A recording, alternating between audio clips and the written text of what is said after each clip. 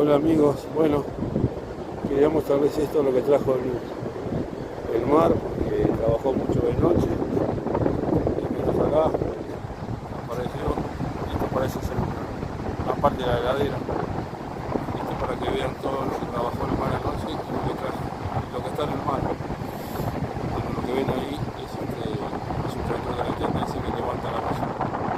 Ahí atrás, esto es una heladera que trajo el mar. Increíblemente, ¿no?